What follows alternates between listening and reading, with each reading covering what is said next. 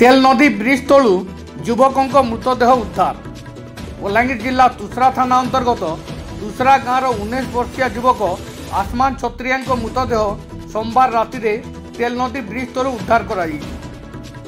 सोमवार राति जड़े युवती मृत आसमान को जड़े संपर्क को फोन करी तेल नदी ब्रिज उपरे आसमान अछंती तांकू घर को नहीं जातु बोली फोन करी जणाइथिले। फोन कॉल पाई परिवार लोके दूसरा तेल नदी ब्रिज को जीवारु सेठारे एक साइकेल चप्पल एवं मोबाइल फोन थिबा देखिथिले। ब्रिज तले आसमान को मृतदेह पड़ीथिला। पुलिस थाना को खबर देवा परे पुलिस आसी मृतदेह उद्धार करिछि। भीमभोई मेडिकल कॉलेज हॉस्पिटल रे मंगलवार दिन मृतदेह को व्यवस्थित करा जाइछि। एही घटनार तदंत करने परिवार लोके तुसरा थाना रे दाबी करछन्ती।